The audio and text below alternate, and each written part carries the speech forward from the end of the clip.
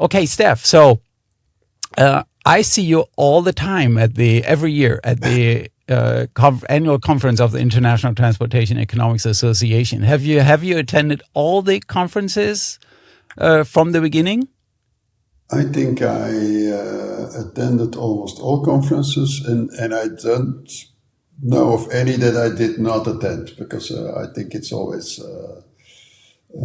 interesting gathering of people really doing the economics of transportation. I think that makes a difference with many other conferences where you can deal with economics, or sometimes you deal with transportation.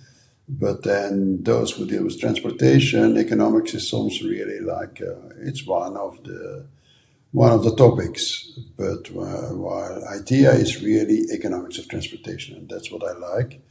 That's what I try to do. This is my discipline. I also do a little bit. I used to do also energy, environment, but my greatest love is still transportation economics. And you will be in Bergamo next year, I guess. I think I will try to be there next year if my paper is accepted. So if anyone wants to meet Stef over there, then please come to Bergamo. And the economics of transportation is, of course, the journal we want to talk about today. And this is the journal associated, or basically belongs to the International Transportation Economics Association. And how many papers have you published in economics of transportation? I looked at it. Roundabout. I looked at it, I think some like 10 papers. It's really 10. a lot. Oh, that's quite a few. Because I really... And there's another one. Excuse me? Yeah, please go ahead. No, yeah, the problem is that, they really want economics. And that's the only thing I know a little bit about. It's economics. And it has to do with transportation. And so I also published papers in other transportation journals. But if you really want something a little bit deeper, a little bit more complex, I think economics of transportation is very critical, but very good review. And so you get good free reports, and that's very useful. Will improve your paper. And I think that's more or less my habitat. And so when it started, I think it's more than 10 years ago, it was started by people like John Brueckner, Ken Small, etc. So I think we were lacking a forum for economics of transportation. You could do a little bit, so there are also, without saying nothing negative, there are other transportation journals, Journal of Economics, right, and Transport and Management. I don't know. Transport Economics and Policy, I think. Yeah, there were things like Transport Policy, etc. But I think they really filled a niche. There was a place to take, and I think they took it. It's still not a massive number of papers, but I usually the very critical reviews, and I think they try to keep the standard high, which is a good thing. And you have another paper accepted just recently, and this is why we are getting together here, because there is this special issue on airline economics, and you are one of the contributors. So what is the topic of your paper that has been included in this special issue? The real topic is what can, in an uncooperative world, in a world where actually we try to reduce carbon emissions in the world, we see that the world is not really cooperative. You can say in theory we all want to go to zero in 2050. These are nice declarations. We see that we face a prisoner's dilemma. It's difficult to do many things. So I said, let's try to see whether one country or one region or two regions can have some kind of have leverage on the whole world by offering them airplanes that are more fuel efficient. That's the idea. And I know, so we used to think in perfect competition. If we think perfect competition, what really drives the improvement of technology, more efficient engines, etc., is really the price of fuel, including the carbon, cost of a carbon permit or a carbon tax. But usually, if you want really a big improvement in efficiency, you also need to add R&D. You need to really have a big push in terms of efficiency. And that's something where we consider Europe or the US that dominates the aircraft industry for the moment. They offer, or they sell actually, they offer 90% of the big aircrafts. So if they could do a move and say, I really push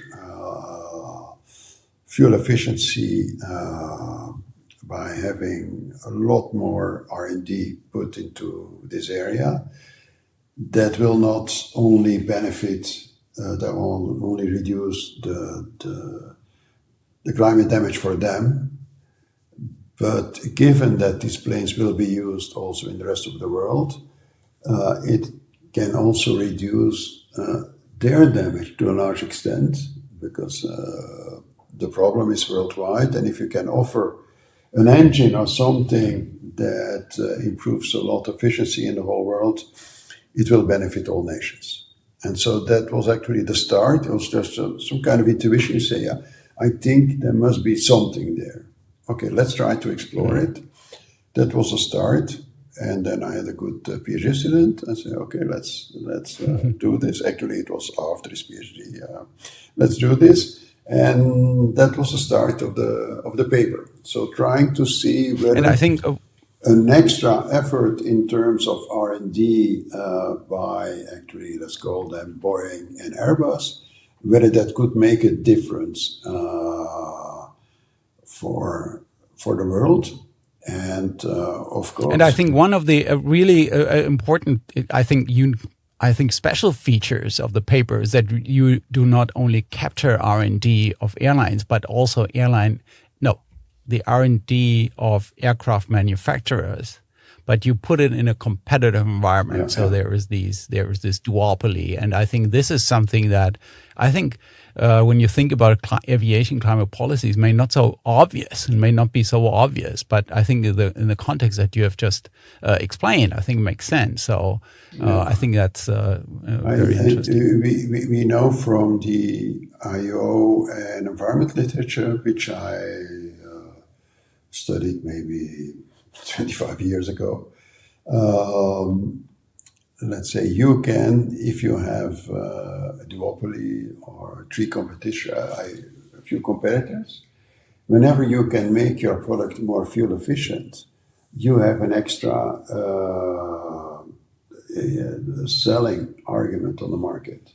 Because you offer something that is more efficient, you can capture a greater part of the market. And so you have some competition also on the side of efficiency, and that's also what we see between Boeing and Airbus. They are competing to some extent also on the fuel efficiency. And that... I think the A320neo is a very good example for this, which is a very popular aircraft, and I think fuel efficiency is really one of the major reasons for this. In the end, of course, you have to be careful. It's not so that will not lead to necessarily to very high efficiency.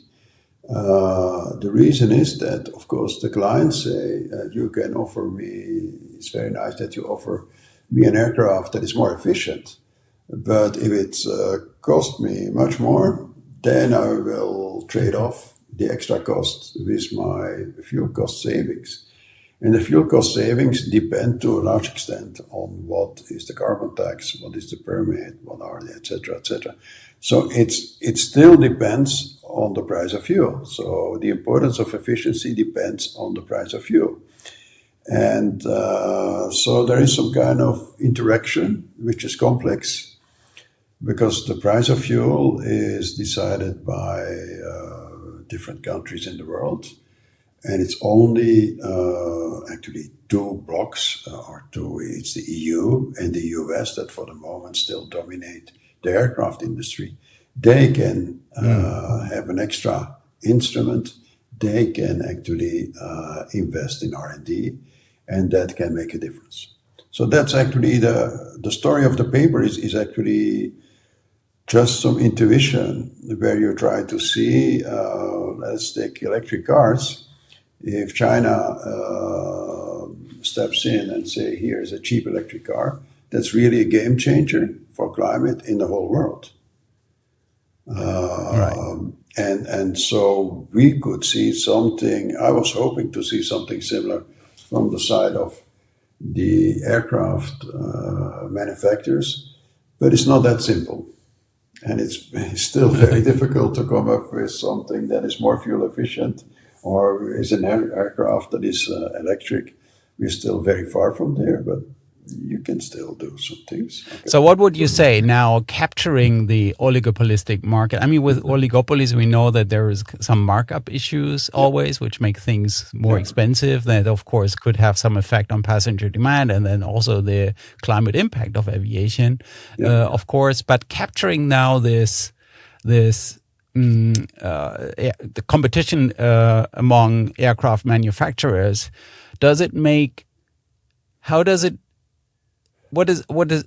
affect the assessment of, whether we can be achieving the climate goals or not? So would you say adding this layer to the context of the analysis and the results indicate that, that's it's good that we have it because it helps us, it contributes to achieving the goals? Or would you say it rather creates perhaps more problems than it may solve? So with having a more complex, I think you get my question. No, I understand your point. So it's actually, the world is duopolistic or monopolistic, so we have to take that into account because it's an important element.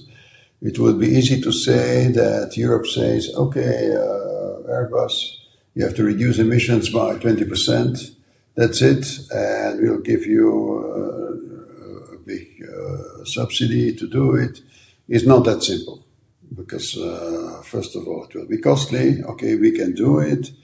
And an extra complication is that what is also a good thing is that part of the knowledge spills over to the competitor. So on the one side, it's good that the rest of the world benefits from this extra knowledge. On the other hand, it makes that helping your own producer with subsidies becomes less effective in terms of producer surplus.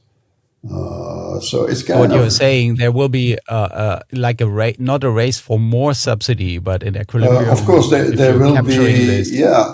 But and in the end, so even if the other, you mentioned that Europe gives an extra subsidy, they create extra knowledge, that's spills over also to the US, to Boeing. Okay, these things happen. This is well known. Yeah. Probably could be 50% of the knowledge slips over. This means that if Europe is thinking that it will help its competitor, is not fully true anymore. Of course, it's true in the sense that they get extra subsidies and they develop better aircrafts. It will be easier to have a better selling proposition to the rest of the world, but Boeing will follow without the same subsidy because they benefit also via the spillovers. So you can also right. have So they are basically subsidies. So the subsidies would be something like a strategic substitute. So if one strategic country subsidy, but increases the subsidies, yeah, yeah, it's like say, the strategic subsidy. Of course, it will help Boeing, as it will help Airbus. But the problem is that part of this knowledge spills over to Boeing, and so in terms of market share, it becomes less effective. It's good in the sense that the whole world will benefit from more fuel efficient aircraft. On the other hand, the goal of increasing the market share by selling something that is very fuel efficient will not go through fully, and so there is a difficult and then balance. countries anticipate this, and then they will subsidize or maybe support innovation less than they should. Is this the result? That could be. That could be. Let's say there's also a lot of interaction via the fuel taxes. The fuel taxes. So we have fuel taxes in the model. Now, if there would only be a European market, or only, if you would say, I want to go for efficiency, then you will take into account that the aircraft that are sold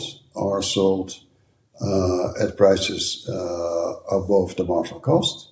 And so we'll try to have smaller fuel taxes in order to correct a little bit that distortion. So the fuel tax stands for two things. It stands for the climate damage, but on the other hand, you want to mitigate what the economists like is try to decrease the price distortion on the market, the distortion between the marginal social cost and the price. Okay, so there are many interactions,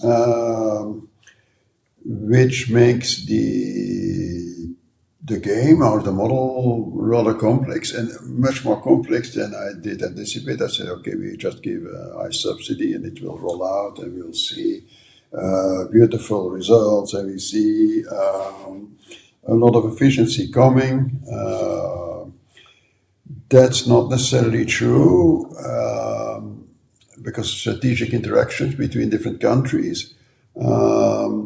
There also is another reason, of course. There is a rebound effect. If you have a more fuel efficient aircraft, it will be used more, and the fact that it will be used more, that's not necessarily, it's not a bad thing, but it's something you have to take into account. Well, that would be particularly relevant in an environment where there is no emission trading scheme. Yeah, right? if there is no emission trade or no extra tax on carbon, then of course you can say I can try to improve efficiency, but it remains. In fact, the carbon tax should be equal to the marginal climate damage, and if you do not have that, then any fuel efficiency improvement again leads to much more aircraft use, much more emissions, etc. So these, there are many. It's a very complex story, and I learned a lot from the interactions, just discovering from, in the end, elementary model, very simple duopoly. It became, with different instruments, it became pretty complex story, where I think it was difficult to predict what would be the end result. The end result is that we can still do things, and certainly if the two manufacturers, or the US and Europe, cooperate, they could say we share this knowledge, and we both set a common goal of improving fuel efficiency by 20%. That would make life easier, because then you say the competition is somewhat set aside. We both go for the same goal, and we accept to spend both a lot of money to improve things, and that will be beneficial for them and for the whole world. But it's also beneficial for them because their equipment will be used in the whole world, and it are the emissions in the whole world that will, in the end, have an impact on Europe and the US. And that's something. So, but Something we tend to forget. You're talking about we tend really to focus, and that's something that is I don't like. In a lot of European policy, we say, yeah, if we achieve the zero emissions in 2050, we have done a good job. No. For me, what is important is that you reduce emissions in the world. That's number one. Right. Not that it is done in Europe. And so to a certain extent, if we can give to the world technologies that are more fuel efficient, it could be that given that Europe is something like less than 10% of total emissions, if we can save in the rest of the world, if we can save 10 or 20% by offering better technology, is much more important than to reduce our 7 or 10% to zero. That's just simple mathematical, but it's of course, the focus is so much that what we do, of course, everybody has to do something, but they forget that there is a spillover of technology, that there is another element in the world. We have world markets. Yeah, I think one reason for this could be to just, okay, people just, accept that, they have basically Europeans have control over what happens in Europe, but not what happens in the US or in Asia, for instance, yes, right? And then this kind of thinking, but it doesn't mean that it's go away, that it's a global problem. It's still a global problem. So I think what you're highlighting is that it's important to correctly highlight, to anticipate and capture this. We tend to really, indeed, as you said, we tend to, something we control, and then we do our best. But even if you have imperfect control on some things, it may be much more efficient than exactly what you control, because it's a worldwide problem. And that's something we tend to forget in many, many, many policy discussions. And okay, these are the things that when you're getting old like me, you try to correct that's it. And then I have one thing that I would like to clarify, because when you're talking about collaboration among aircraft manufacturers, and of course we have this like duopoly, Airbus, Boeing, and perhaps in the future, triopoly, is this the way you call it? Perhaps a triopoly in the future, but let me just, because you said collaboration, I think when you talk about collaboration, you mean collaboration not in terms of like forming a monopoly, but rather collaborating in terms of research and development, but then still keeping them competing. We want, because otherwise, you lose some efficiency, and say you need still some competition, because that will drive the cost down. And but your question was. What question was? Well, that was just a clarification. I just wanted to, my feeling is that you talked about collaboration, and perhaps one might get the impression that when you talk about collaboration, you mean also in terms of selling. But I think when you talk about collaboration, also, you talked about research and development. Indeed, so it's mainly collaboration in terms of sharing knowledge, and. At that moment, a lot more can be done. And then, of course, for the moment, it's Boeing and Airbus. I think the Chinese may also step in. And, of course, there are a few smaller players of smaller airplanes. But if you look at really,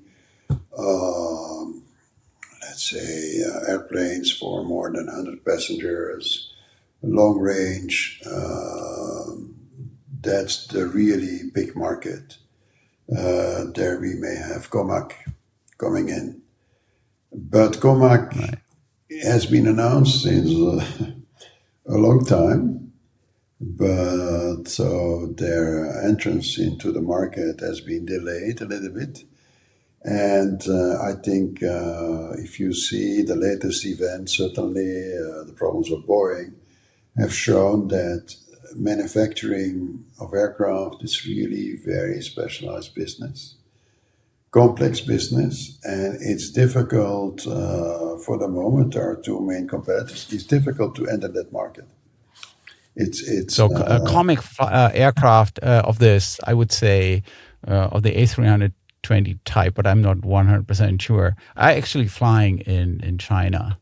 Domestically, but only a few aircraft. It's actually the version of the A320. They are used in China. Yes. And they have the same efficiency as the...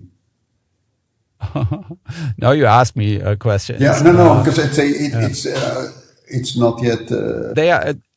the Neo version, so it's kind of can't always... really tell. I can't really tell whether they are. My guess would be that they are comparable, but of course there is still a learning curve ahead. But I think it's interesting to see that they are part of some of the fleet of some Chinese. Okay, but it's clear that the aircraft market is Asia for the moment. Is Asia? Is there where it's India? Right now China. It's China. Right now, China. It's really just China. It's China, yeah. Okay, so that's the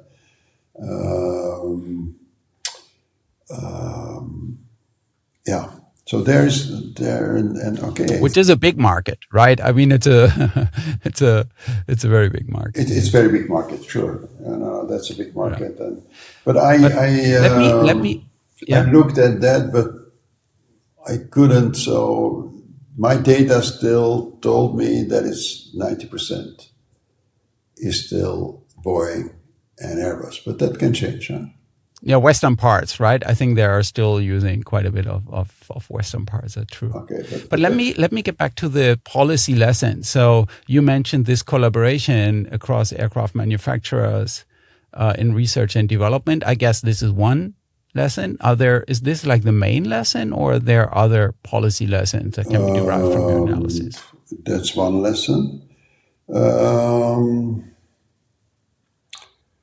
So the other lesson, but that's a complex lesson, is that of course there are market imperfections, and the fact that aircraft is sold way above its marginal cost. Economists tend to say if we have that, then it's better to also not levy too high taxes, not too high carbon taxes on the use on this type of product, on the use of this type of product, because the product itself is already sold above, way above marginal cost. On the other hand, let's say, it's kind of complicated message in when you discuss carbon policy, and when every industry is starting to say, yes, there are big market distortions, so don't levy any carbon tax on our product, but in the end, so that's a complex message, and it's the complex message also holds at the level of the airline competition, because the airline competition, right, very often you have only 2 or 3 competitors for a given connection, and then you say, okay. Or even monopoly markets. I think there are many monopoly markets. I think the data is around 70%. Of course, those are also the thinner markets. But still, I think in these markets, what you can say, there's still a possibility of entry. There's a threat of entry that could limit the use of market power, while in the case of aircrafts, there is no threat of entry.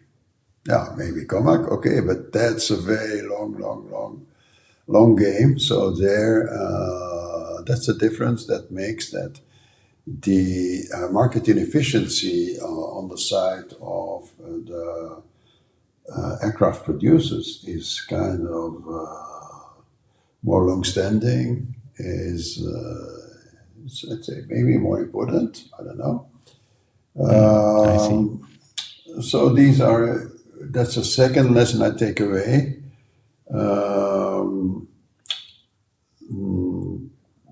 So the third You lesson also is talked that, about, you also captured leasing, actually. You yeah, talked we about also kept aircraft leasing leasing. because, let's say, if you just sell aircraft, 50%, I looked it up, around 50% of the aircraft yeah, are actually leasing, because maybe people may be yeah, wondering, oh, leasing, okay, I know that people lease a car, but how about aircraft? yeah, Yes, no, very common. that's leasing, and of course, if you have a lease market, and that's to a large extent also a world market.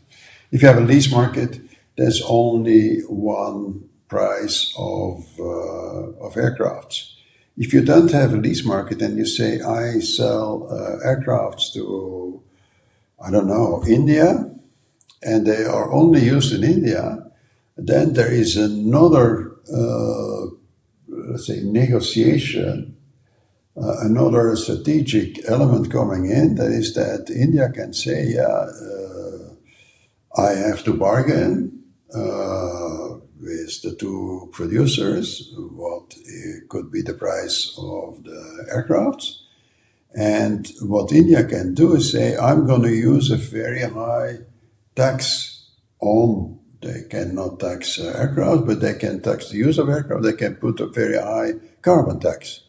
And if you put a very high carbon tax, then the willingness to pay in India for buying aircrafts will also reduce. And because it's then reduced, you have a better negotiation position with the producers. And this is one of the elements. There's also a game that Why can. exactly? Why exactly? If the Why? demand is Why? reduced, Because let's then say I think, if you have a product that is very heavily taxed, or the use is very heavily taxed, then it means that your willingness to pay as India for aircraft will be smaller because you reduced, right, you took away part of the willingness to pay via your taxes. So that's another I see. strategic element that can step in, but that will disappear with a lease market. With a lease market, that disappears. With a lease market, it's very Oh, simple. interesting. There's only one price, and there's not that much you can do as a country.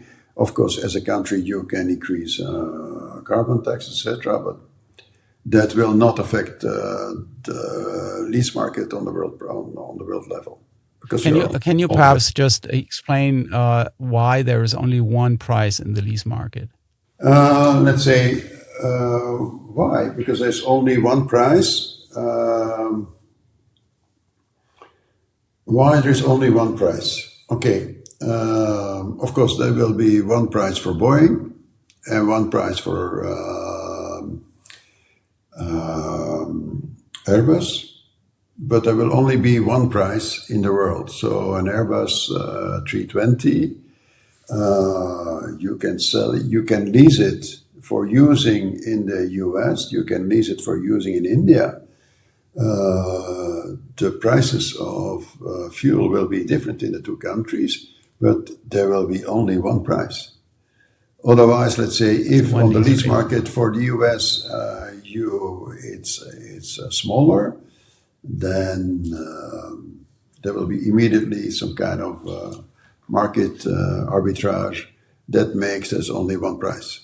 And so the fact that you have a lease market, and we assumed a complete lease market for the whole world, then every country, our country loses as instrument the fuel tax to influence the prices they can bargain when they buy an aircraft. And is this a good thing or is this a bad thing? A good or a bad thing, I guess it's a thing of the world. And we'll have to live with it. We cannot forbid leasing of aircraft, so probably it's a good thing. Well, we could make it more expensive, right? We could say, or, if you lease an aircraft, then you have to pay something extra. Or should we try to limit it who somehow? can enforce that? Or rather encourage? But who can do this? So we are in a world, many players, there's no world government. And I think in a country will say, yeah, I do not allow the lease market. is difficult to do. It's probably senseless for that country. I think these days. So I have to think about it, but I would say that that's not maybe any kind of policy is difficult to rule yeah, out. but there are still many layers in that paper that it took us a long time to understand all the results. So in the beginning we didn't believe it. Say, oh, that's not possible. Okay, but in the end you learn with a model. You put all the elements in there and you discover things. And that's really a model with which I discovered things that I learned a lot of things that I did not know. Of course, yeah. I see. And you can make a you law maybe for say that, a huh? little bit about the methodology? How does your model look like? How did you Yeah, model the model? yeah. The Design the model is model. I actually think that's it's a important. kind of three levels. We have the governments that decide, okay, and two types of governments: the governments that have their own aircraft producer, actually the U.S. and Europe in this case, and then you have the other governments who just buy aircrafts.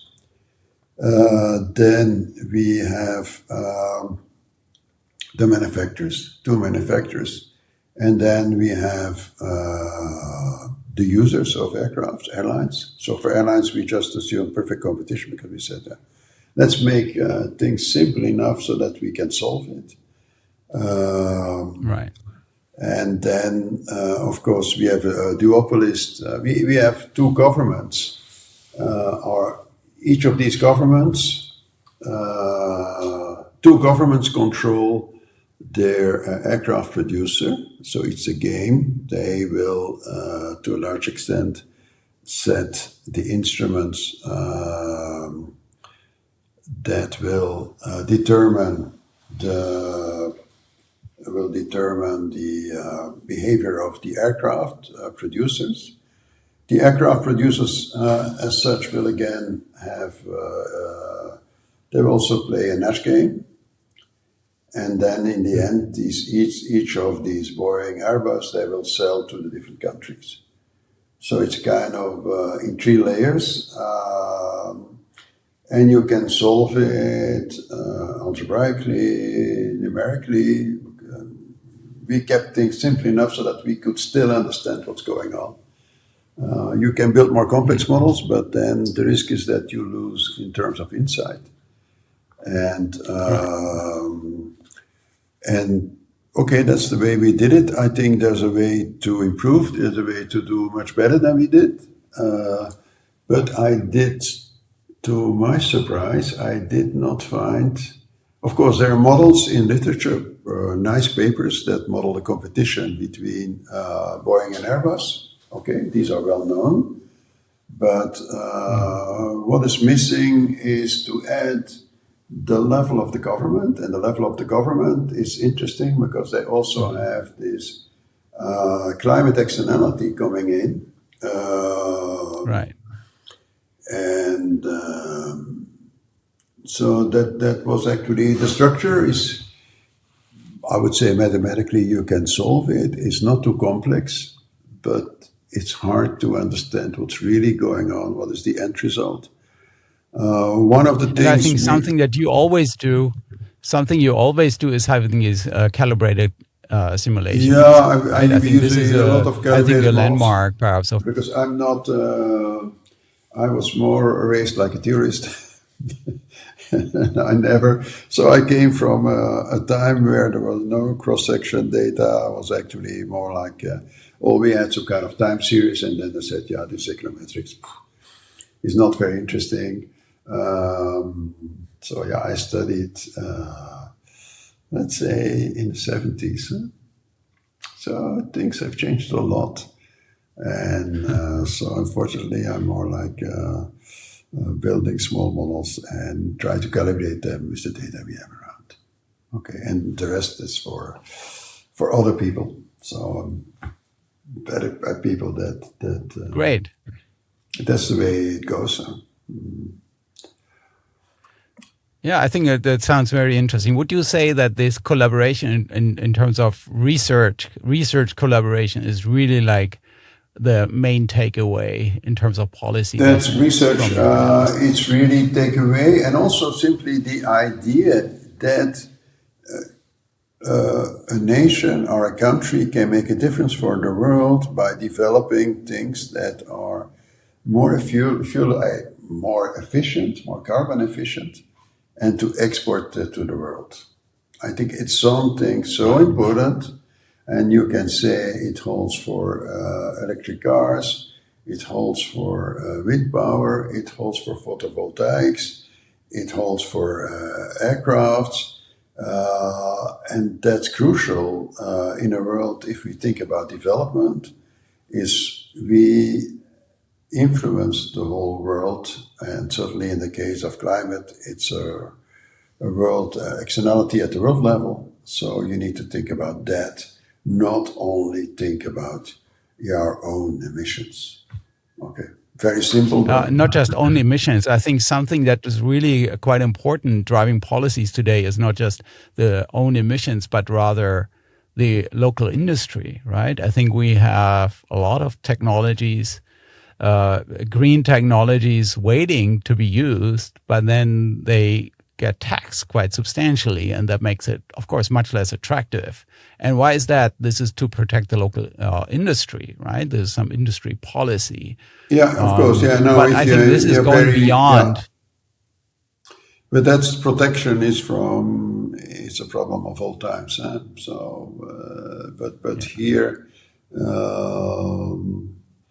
what makes the difference is really this. Carbon is a world externality, and okay, we're not dealing with trying to have clean air in the city. We are dealing with really trying to reduce the level of climate concentrations. Climate change, basically. Right? Climate change, yeah, and that may that's really important to understand that for any policymaker.